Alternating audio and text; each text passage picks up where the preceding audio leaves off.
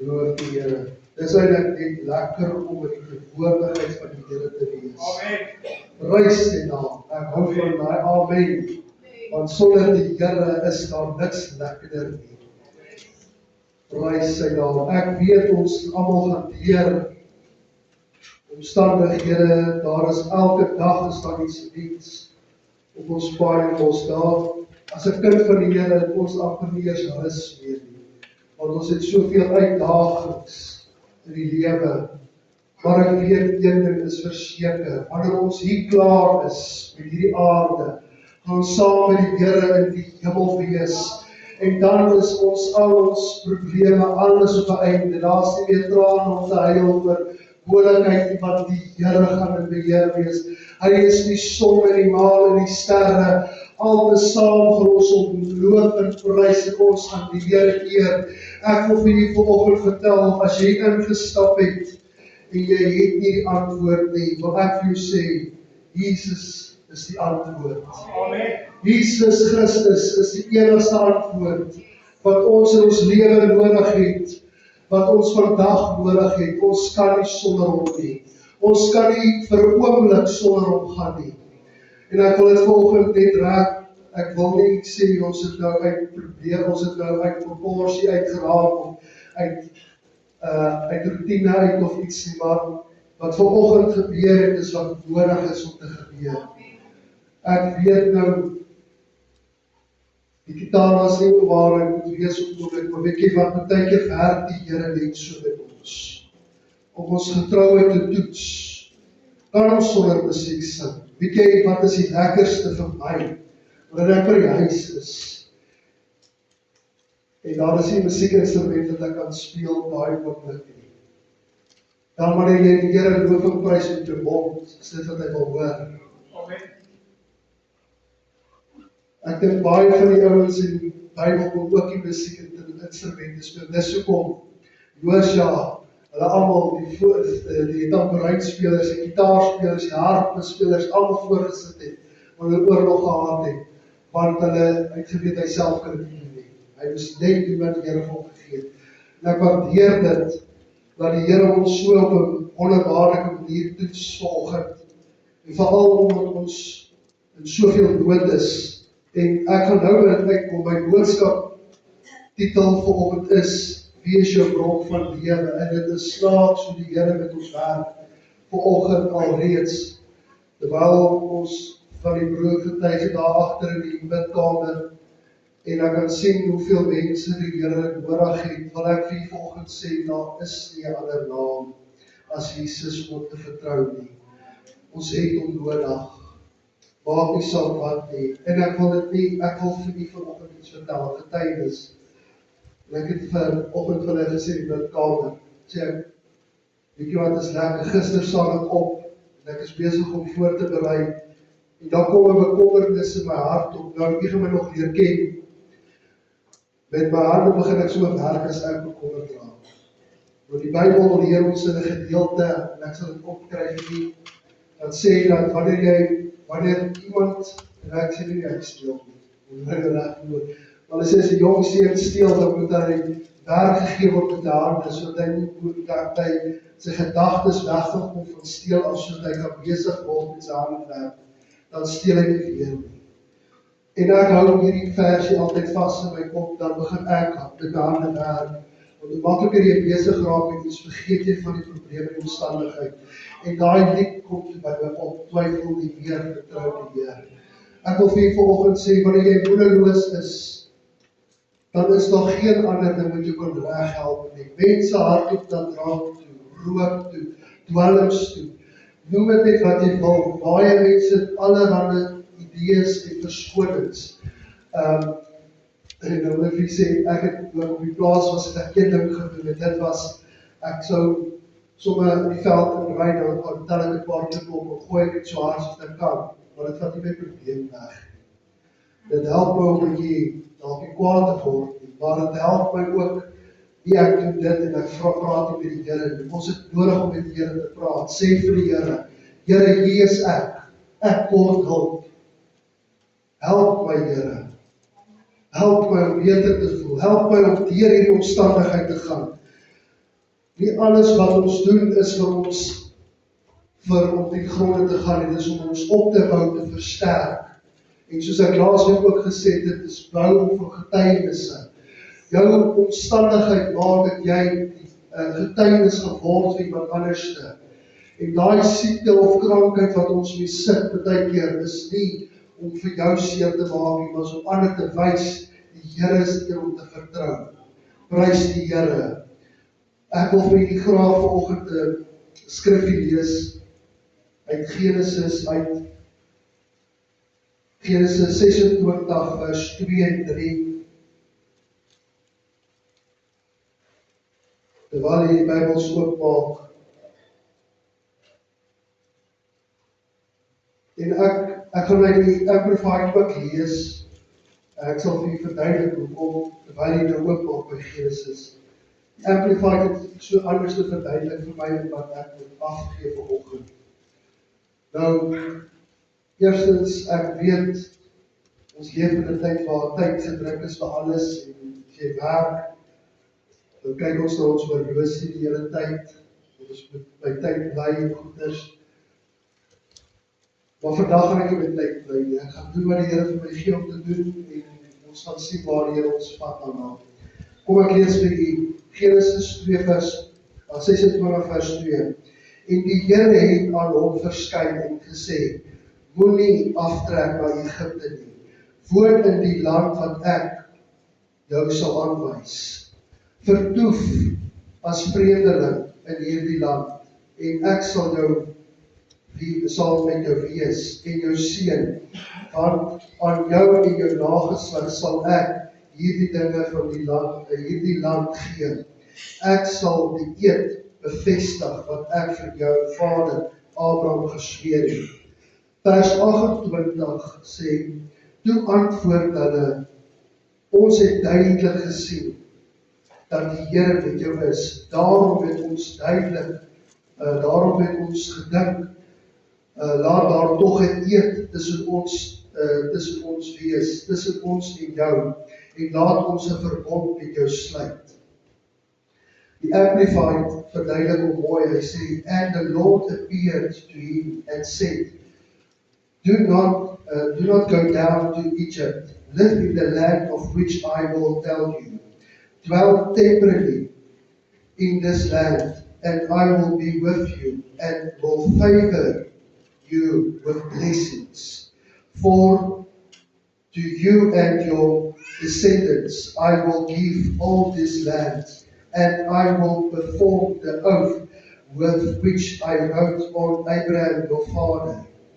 Vers 28 sê, then they said, we saw that the Lord was in certainty with you. So we say, let there be now an oath between us, even between you and us, and let us make a covenant with you. Nou, hoekom ek nou hierdie gedeelte ook ingebring het is, jy moet nou tyd gaan maak as jy nou tyd het vanmiddag, jy het niks om te doen nie, jy kan nie gaan slaap nie, dan gaan lees jy nou die hele gedeelte van 26. Dan gaan sien wat eintlik daar gebeur het, en iets het my opgeval voordat ek my boodskap aan u wil bring vanoggend is. As jy dan lees in 26, jy sien Isak maak 'n fout. Wat ons nie oor praat nie. Die kerk praat nie oor foute van Abraham en Isak nie. Maar jy praat van, en jy kan gaan kyk in die hele Nuwe Testament, praat hulle van die Fariseërs, die priesters, al die disippels praat nooit van die foute van Abraham of Isak of Jakob nie. Hulle praat net van, dit is, ons dien die God van Abraham, Isak en Jakob. Maar hulle praat nie van foute nie. En weet jy wat, ek het gelees, en ek sien, Isak maak 'n fout. Nou die fout wat hy gemaak het is, hy vertel die Filistyne, dit is nie my vrou nie, dit is my suster. En as jy gaan lees dan kom daar 'n gedeelte, dan begin die koning daar deur die venster kyk, en hy na sy vrou, hy kyk na Isak se vrou, en terwyl hy so kyk van hom, toe begin hy begeerte kry, maar hy sien toe ook, hulle speel saam. En hy hardloop af na Isak toe, hy sê vir hom, jy het vir my gelieg. En hy sê vir hom, jy kan nie vir my lieg nie, want nou het jy amper 'n vloek oor ons gebruik. En dit laat my toe dink aan, hoekom wou hy dit doen in die eerste plek? Hoekom sal hy so iets gedoen het? En die Bybel is baie spesifiek daaroor, hy was bang gewees, want hy het nie geweet wat om te doen nie. En later sal jy sien dat die Here seën vir Isak so, hy seën hom 100voudig in alles wat hy doen. Dat hulle later vir hom kom sê, jy het te veel te groot geword vir ons, Isak, dat jy trek. My punt is by die seer, die lieg sal ek eintlik sê, ek wil vir die volgende vertel, hy het 'n fout gemaak. Ons mag foute maak. Jy kan 'n fout maak. Ek wil vir jy sê, niemand is perfek in hierdie lewe nie. Ons almal maak foute. Nou as ek 'n fout maak, dan kan jy my reghelp. Ek hou daarvan as mense my reghelp, want dit is deel van my groei in die Here. Ek wil reghelp word, want hoe meer ek reghelp word, hoe makliker is dit vir ons om die regte pad vorentoe te baan vir die kerk. Toe Isak reghelp was daar, toe hy begin doen wat die Here vir hom gesê het om te doen. Toe sy nie meer bang nie. En weet jy wat ek lees daar, hoeveel put hy gegrou? Hy het 'n put gaan grou waar Abraham eerste keer put gegrou het. By die Filistyne is in elk geval so kan ek sê, wat sê woord, arrogant. Want hulle wil teen ons, hulle wil teen God opstaan. En dan gooi hulle elke keer die put toe. En wat interessant is, ek het nou gaan tel hoeveel keer hy putte gegrou het. Ek kan dit self gaan tel, dus ek het 4 getel wat hy gegrou het.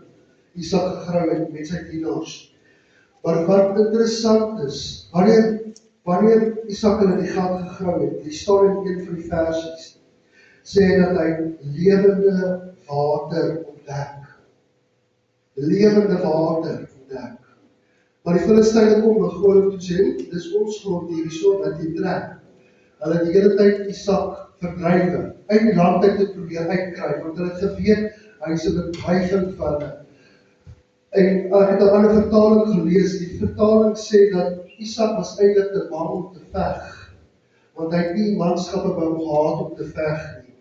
Maar weet jy hoe interessant is dit, dat die Here maak dit so bekend aan die Filistyne, dat hulle sê, dat hulle sê vir hom, hulle is bang later vir Isak, want hulle is bang Isak maak hulle skade. Nou is hulle albei bang vir mekaar, maar hulle is so bang vir Isak, want hulle sien, wanneer Isak kom by die grond, hy begin grou, en groei, dan is daar lewende water. Hulle kan self nie lewende water kry, maar wanneer Isak grou, dan gebeur daar iets. En dit was vir my interessant toe ek het lees, en na die eed wat hulle afgelê het tussen mekaar, toe roep die skryf op in vers 33, sê dieselfde dag kom die dienaars van Isak en vertel hom van die put wat hulle gegrawe het, om vir hom te sê, ons het water gekry. En as jy gaan lees na wat staan dit daar, die Hebreërs is baie sterk met hulle bedoeling omtrent oor wat die putte beteken nie. Nou ek is nie hier om te vertel wat beteken die put nie, ek wil nie vertel wat beteken die water nie, ek wil nie vertel wat eintlik gebeur het, is dat Isak het van dag 1 af was hom gesê, in my woorde, wie is jou bron van lewe? Hy het geweet sy pa was geseën, want sy pa het die nageslag gekry. Die belofte was aan Abraham gegee, dat Abraham hierdie belofte moet oordra vir die volgende geslag. En na geslag na geslag, dan sou hulle groei, en die eed wat afgelê was eintlik ook maar profesie gewees, dat hulle sou eed aflê. Maar iets wat ons van die eed nie weet is, in die Bybelse tyd, en dit is hoekom ons vandag moet swaar kry, dit is hoekom daar so baie aanvalle is teen Israel op die oomblik, is dat, omdat daar so baie aanvalle is, omdat die Filistyne het die eed teenoor Isak gedoen. Nou Isak was die voorbeeld van verteenwoordig Israel. Nou die Israel het dalk nie geweet dat daar 'n eed afgelê was voor die tyd nie. Die Filistyne het dalk ook nie geweet nie, maar wanneer jy teruggaan in die geskiedenis, dan sê jy sien, dit is opgeskryf in hulle boekrolle en dit is neergeskryf sodat hulle moet weet van elke eed wat afgelê was, elke belofte wat gemaak was, want dit is hoe hulle Moses geweet het hoe om die volk te kan lei. Een van die groot dinge was van die eed, in die Engels sê dit so mooi in vers 28 sê hy, wanneer hulle praat van die belofte wat hulle tussen mekaar moes maak is, dat hulle moes carry a curse with it to behalf of who breaks it. So wanneer enige een van die beloftes sou breek, en wat die Filistyne gedoen het, hulle het begin oorlog maak teen die Israeliete. Toe het hulle alreeds die verbond gebreek. Nou kan ek hier terugvat na vandag toe, dis hoekom daar soveel oorlog daar is. Die verbond was gebreek wat tussen die Filistyne en tussen Israel gemaak was daai jare. En dit is hoekom nog steeds die vloek oorgedra word. Daai vloek sal nie opgelos word nie voordat daar vrede sal wees nie. Nou ek wil nie daarvan praat nie. Ek noem dit vir u dat u moet weet dat elke ding wat ons aanpak het 'n uitaksie uit vervolgende dag. Baie keer ek het baie jare terug gehoor dat ek het my pa gevra en iemand kom my reg antwoord en toe gaan krap ek 'n bietjie. Hoekom is daar 'n vloek op ons lewe gewees en op ons as familie gewees? En hy sê byvoorbeeld, ek hoor deur die storie is dat die familie was in twee basies gedeel. En niemand, die jongste boetie wou nie op die plaas bly nie. En toe die ou boetie alles gevat in elk geval, maar die jong boetie was vervloek en hy was weg die dag van die huis af.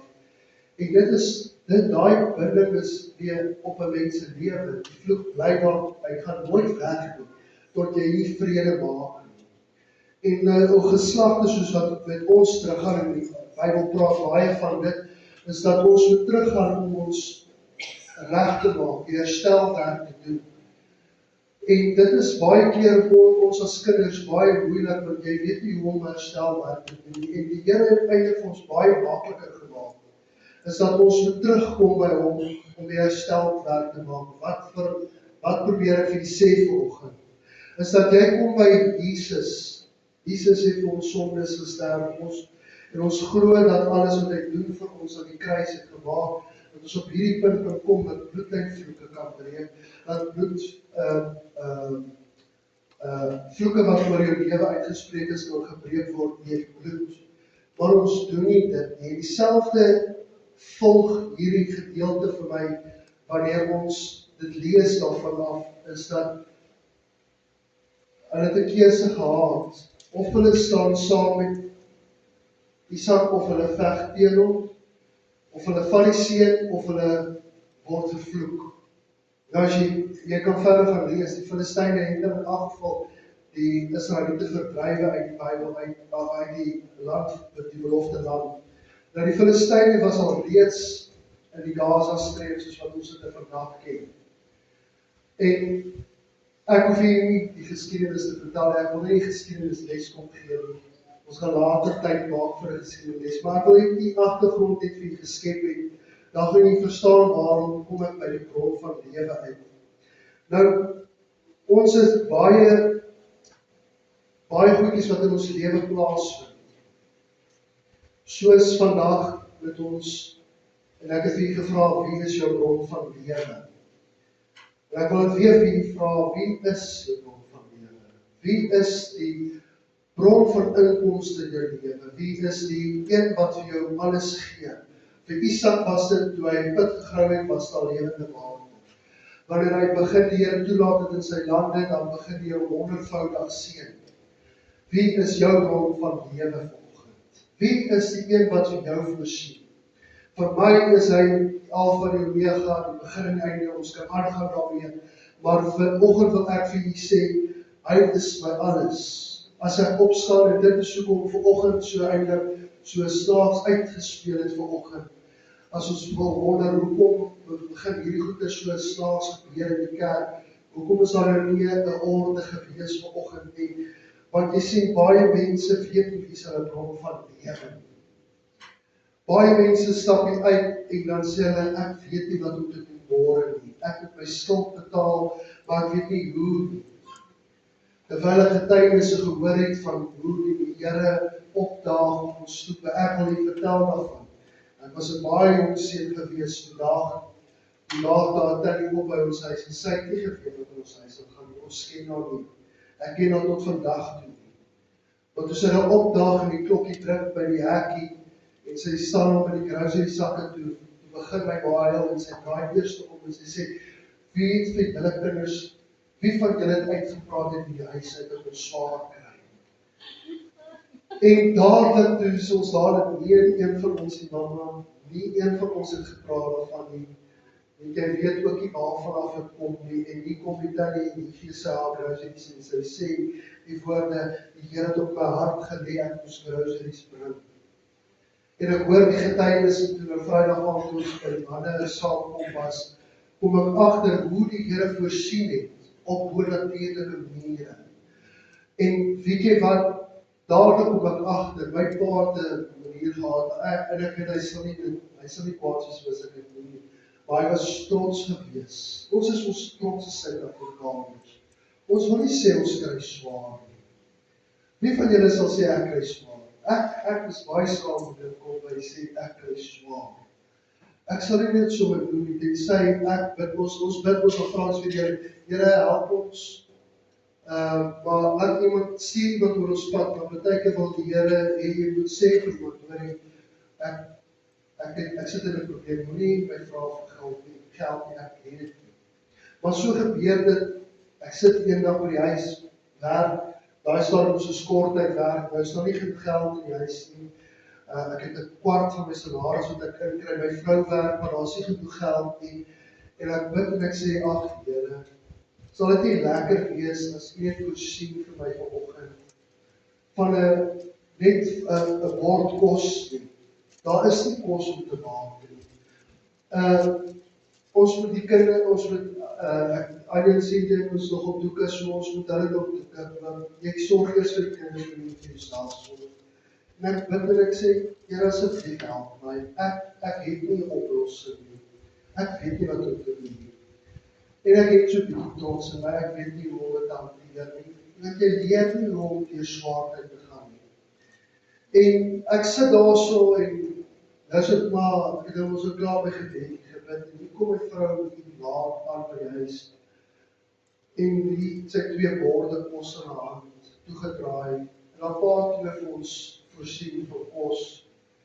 En hier is die vleis daaroor, die rys is daaroor, net soos wat ek het nou bespreek het met die Here. En hier gee die Here, en ek kyk so op en ek sê vir hom, weet jy wat, die Here was goed, want hy het my hart gehoor vandag.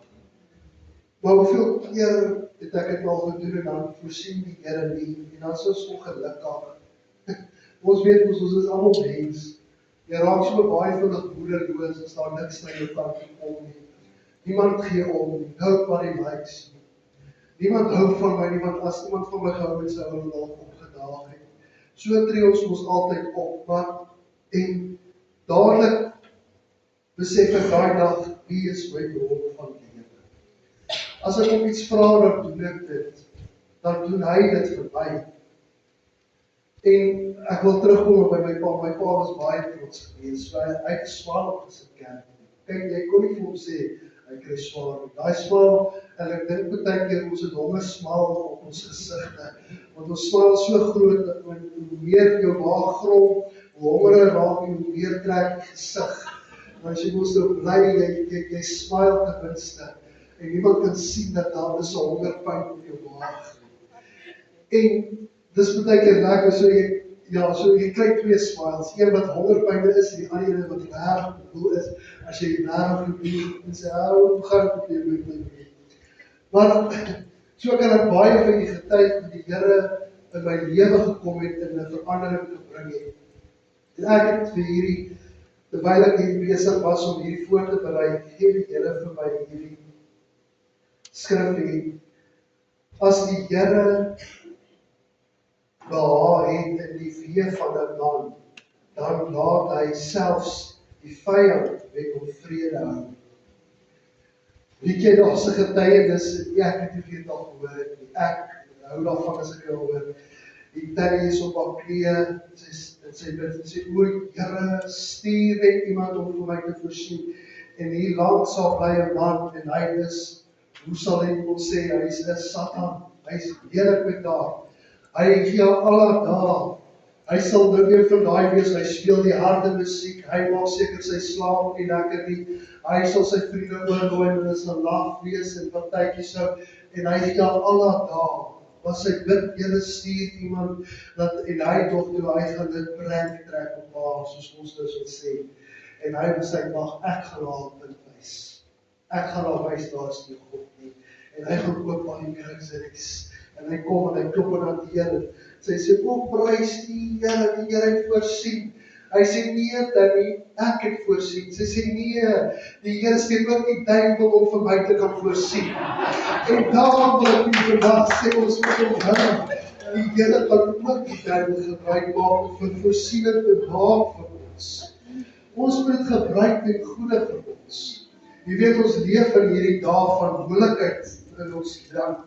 As ek nou hoor hoe klaar die mense oor die water en die krag en goeders dan, ek raak partykeer ook saam met hom gedra. As er een ding is wat ek nie van hou nie, as die krag is.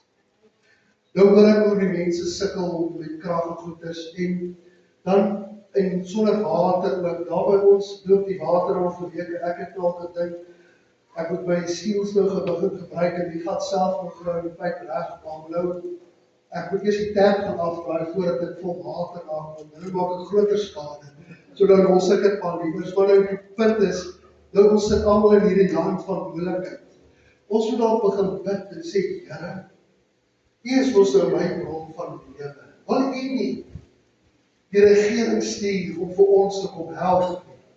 Want miskien kort hulle net geld van hier af, om hulle te dryf na ons te neem.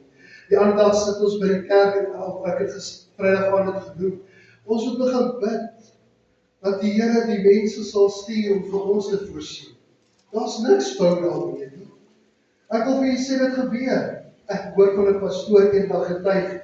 Hy sê vir ons, dit gaan swaar met hulle in die bediening. Toe hy instap in die bediening, toe begin hy sommer met 'n 18 maande so in sy salaris en die Here wys hom daar dat die is sy bron van lewe. Hy sê, en hy begin leer, hy moet vertrou op die Here. En dit is hoekom daai liedjie ook vir ons lekker is, want jy moet vertrou op die Here. Dit vat moeite, dit vat guts om te vertrou. Maar hy sê, hy bid vir brood. En hier kom 'n tannie en sê, ek wil net gou hierdie brood aflaai. Die Here het gesê, ek moet hierdie brood by jou huis aflaai. En hy is so opgewonde. Hy sê, hy loop in die huis en hy sit op die tafel en hy begin oordans en hy sê, prys die Here voorsien. Hy roep sy vrou en sy kinders en hulle dans op die tafel en sê, loof die Here het voorsien. En daar's 'n stemmetjie wat hom sê, dis nie joune nie. Daar's 'n weduwee wat al 3 weke bid vir 'n brood. Jy het net 2 weke gebid. En hy sê, jy moet hom vir haar vat. Hy sê, Here, my kinders is honger. Ek is honger. Daar is nie meer iets in die yskas nie. Daar's niks in die diepvries nie. Ek kyk nou vir die diepvries wat aan is. Ons lek al die water af soos dit is, want daar is niks meer om te eet nie. Die Here sê vir hom, jy het gesê, daai weduwee bid al 3 weke vir 'n brood, jy het nog net 2 weke. En hy vat die brood by mekaar en hy sê vir hulle, luister, dis nie ons brood nie. Die Here gee vir ons iets anders. Die Here sal voorsien iets anders doen. En hy vat die brood en hy stap met 'n swaar hart in die tannie se huis toe. En hy klop aan die deur en hier's te maak die tannie oop en sy sê, prys die Here het voorsien. En hy gee die brood, maar jy weet mos hoe gee ons net iets as ons ook wil hê. Jy weet mos as die Here vir jou R10,000 gee, die Here sê gee die R10,000 weg, nou vat jy dit en sê, hierso, vat dit net by die Die Here sal ons sê, en ek kan sien hy gee dit so met 'n halfhartige en sy vat hy dit en hy loop daar uit, baie ongelukkig en ek sien sommer, ek sal ook so skop hierdie klippie en sê, nou wie sal nou my wil help? En daai dag kom iemand daar aan en hulle sê vir hom by sy huis, klop aan die deur voor etenstyd. Hier kom iemand met KFC en 'n loaf brood. En die belofte is om gewees, elke dag sou vir jou loof voortbring. Net omdat hy gehoorsaam was. Partykeer toets die Here ons in ons omstandigheid. Dis hoekom ek vir julle sê vanoggend, jou bron van lewe moet die Here wees. Hy moet Jesus wees. Hy moet jou Alfa en Omega wees. Wanneer jy vertrou op die Here en vertrou dat hy gaan voorsien, dan gaan jy sien dat die Here kan dit doen. Maar as jy nie kan vertrou nie, dan gaan hy dit nie doen. Ons is so baie keer baie hardkoppig en sê ons, Here, jy verstaan nie, as ek my tiende nou moet gee, en ek praat nie oor tiende nie, maar ek dink nie daaraan.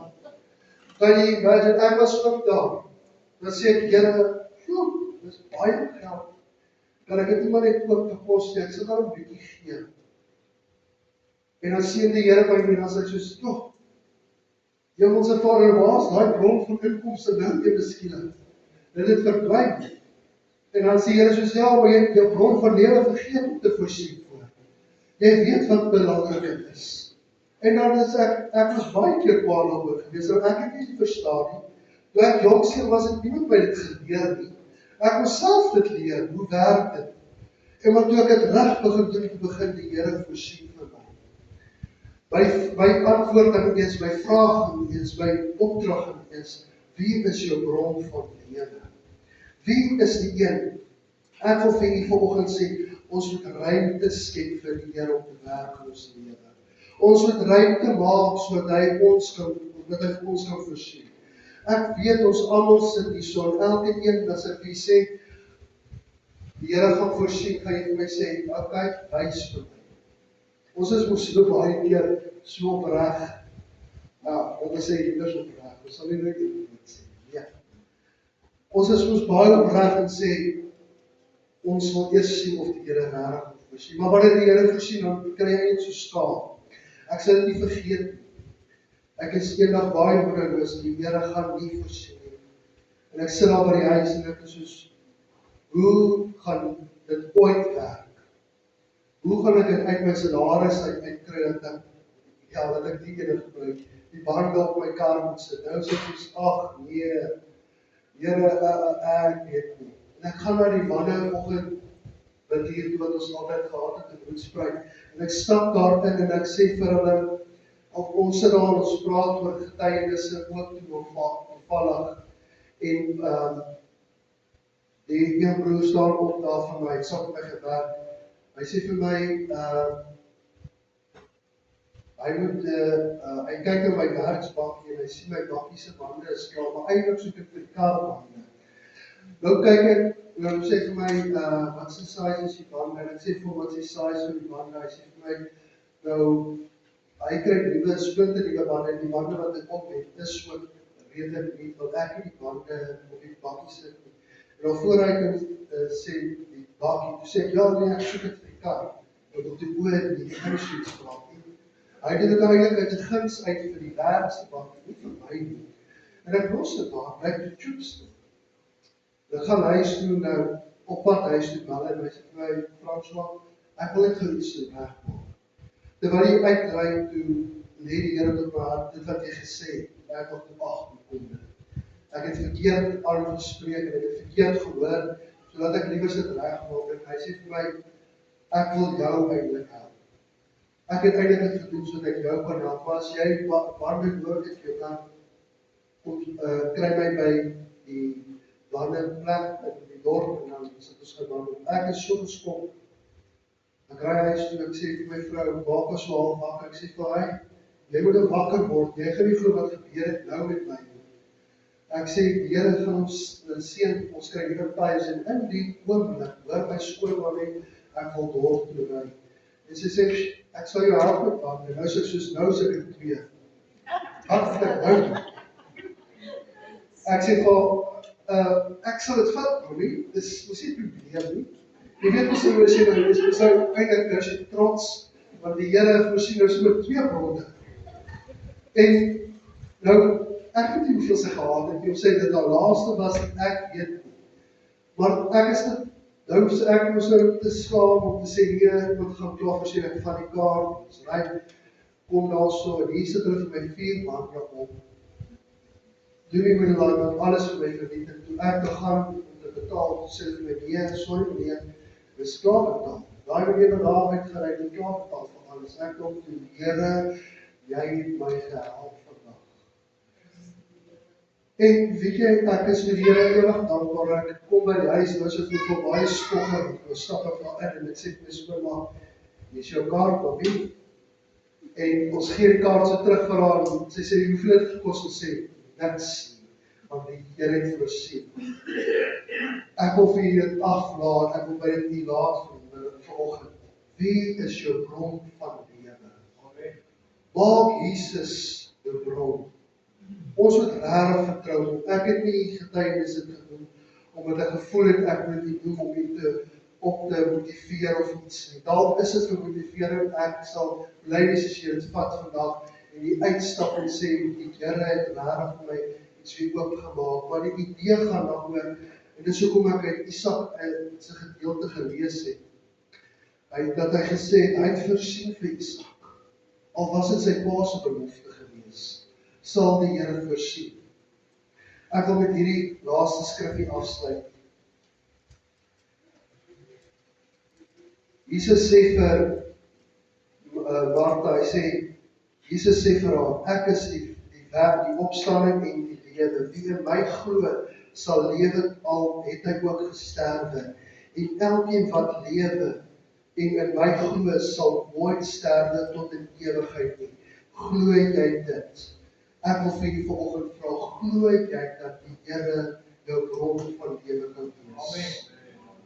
Weet jy wat is makliker as ons by die huis kom en ons sê, ag, ek vat hierdie boodskap, maar dit gaan moeilik.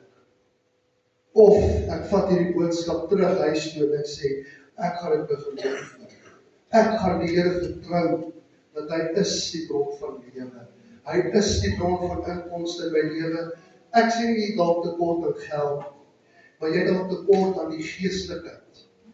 En in die geestelikheid het ons almal tekort. Ek wil vir julle sê, die Here het ons opdrag gegee dat hierdie plek is te klein vir wat die Here beplan het vir ons. Daar gaan 'n herlewing uitbreek. En mense is honger daar buite om die Here te dien. Mense is honger om weer die brood van die lewe te eet. Jesus moet jou brood van lewe wees. Hy moet jou lewende water wees. Nie ek, nie die volgende persoon nie die persoon wat vir jou 10 rand gee in jou sak nie.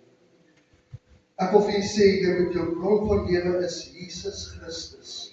Maak hom jou inkomste, maak hom jou uitgawe, maak hom deel van jou lewe, elke oomblik van die dag.